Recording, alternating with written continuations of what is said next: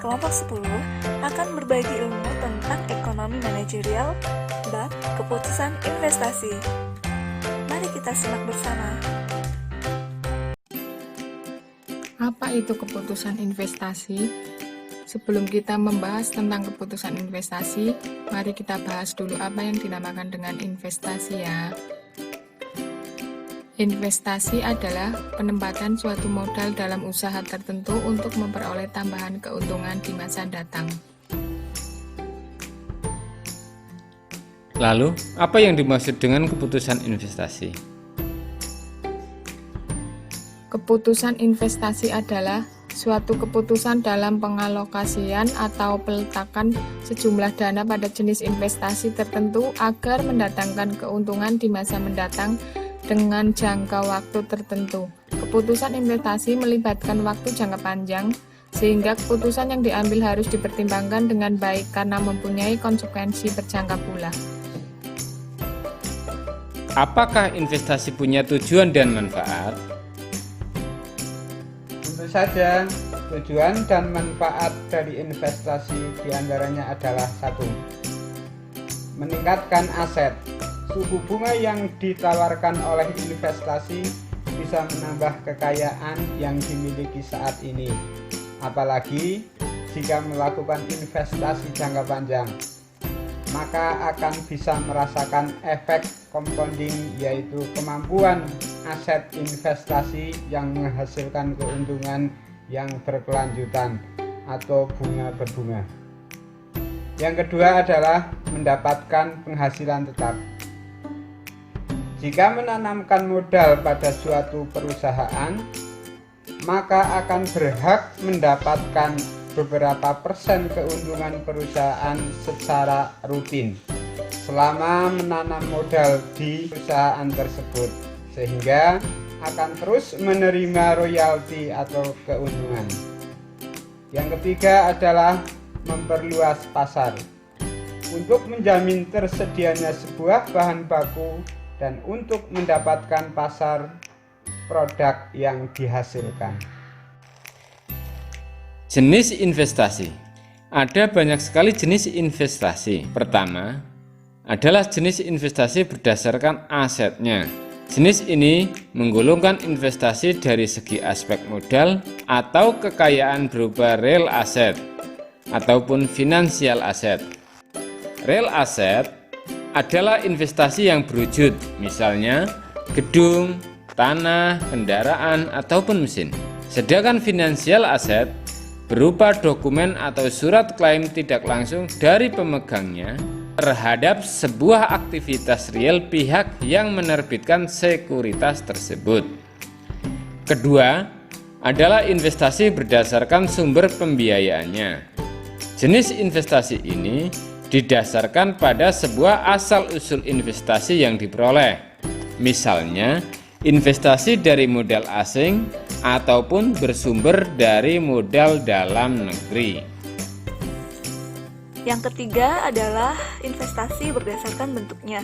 Ini merupakan jenis investasi yang didasarkan pada suatu cara menanamkan investasi, misalnya investasi portofolio dan investasi langsung.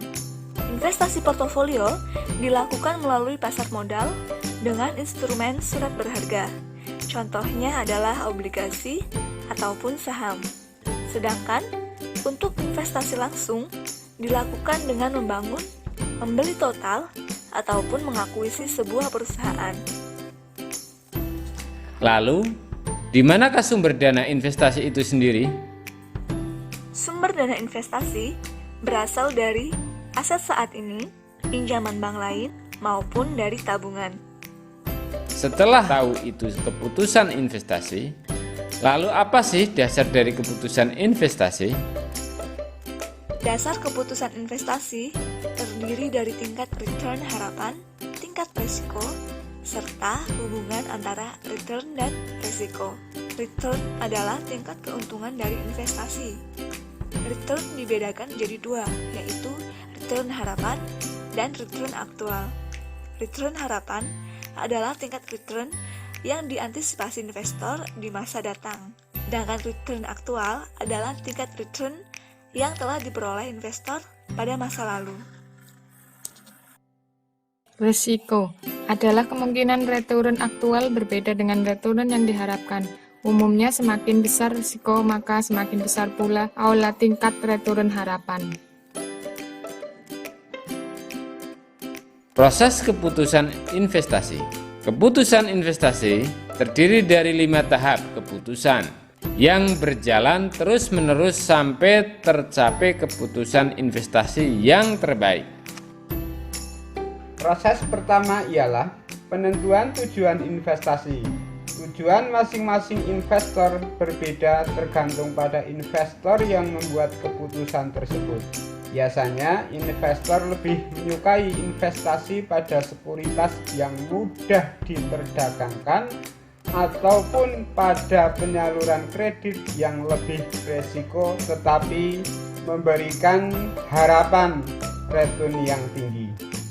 Proses yang kedua adalah penentuan kebijakan investasi.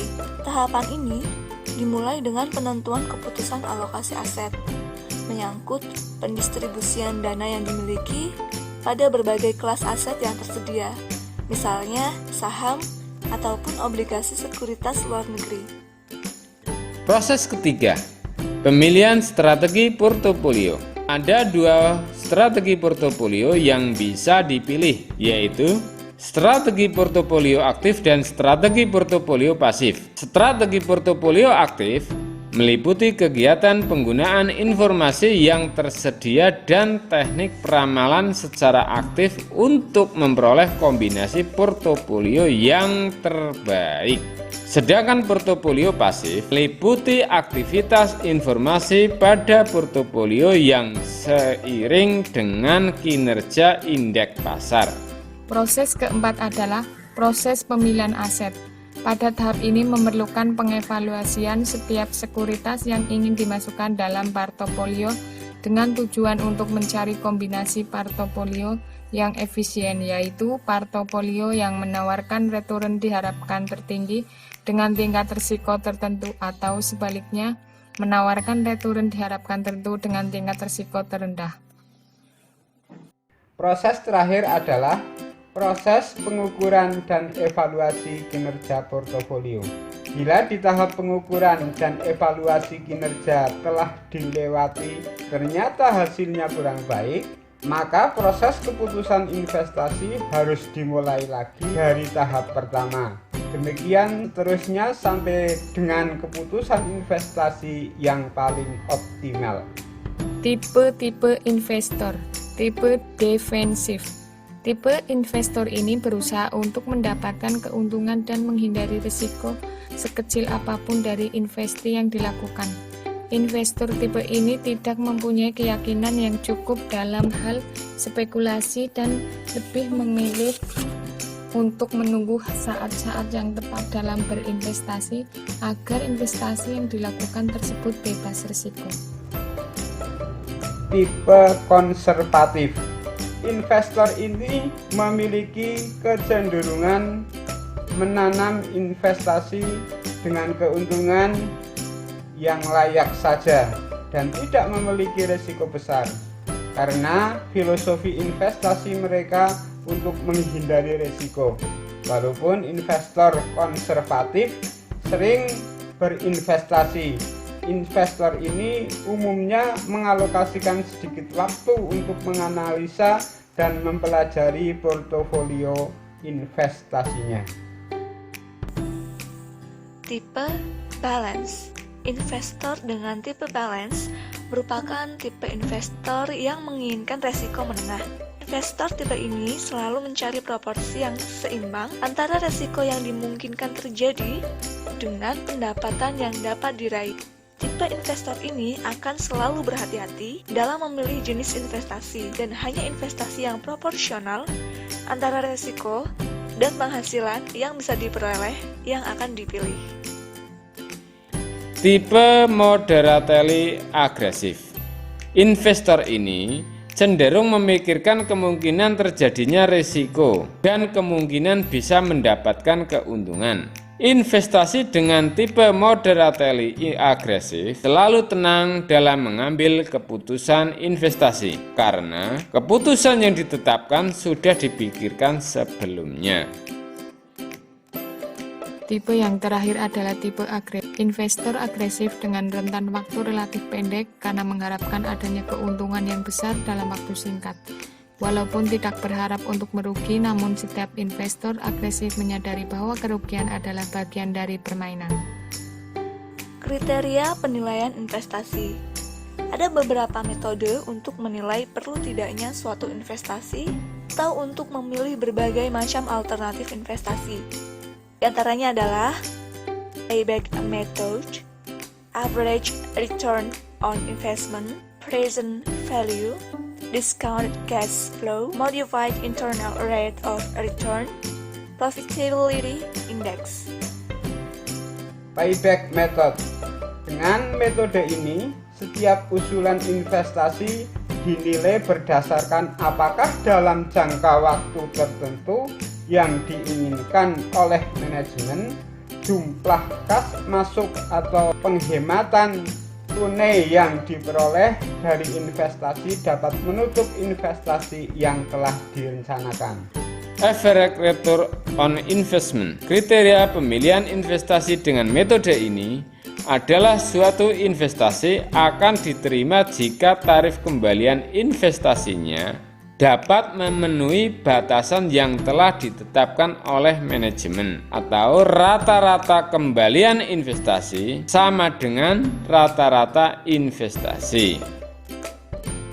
Percent value method ditentukan dengan menghitung nilai sekarang dari arus kas yang diperoleh dari operasi dengan menggunakan tingkat keuntungan yang dikehendaki dan kemudian menguranginya. Jikalau NPV dari suatu proyek positif, hal ini berarti bahwa proyek tersebut diharapkan akan menaikkan nilai perusahaan sebesar jumlah positif dari NPV yang dihitung dari investasi tersebut dan juga diharapkan akan menghasilkan tingkat keuntungan yang lebih tinggi daripada tingkat keuntungan yang dikehendaki. Discount cash flow method. Pada dasarnya metode ini sama dengan metode present value. Perbedaannya adalah dalam present value, tarif kembalian sudah ditentukan terlebih dahulu. Sedangkan dalam discount cash flow, justru tarif kembalian yang dihitung sebagai dasar untuk menerima atau menolak suatu usulan investasi. Modified Internal Rate of Return atau MIRR adalah suatu tingkat diskonto yang menyebabkan percent value biaya sama dengan value nilai terminal, di mana nilai terminal adalah future value dari kas masuk yang digandakan dengan biaya modal. Profitability index adalah nilai tunai semua kas masuk yang diterima sesudah investasi awal dibagi dengan investasi awal, atau PI sama dengan investasi awal. Bagaimana teman-teman? Apakah teman-teman menikmati pembahasan kita mengenai keputusan investasi? Semoga pembahasan tadi bermanfaat ya. Sampai jumpa.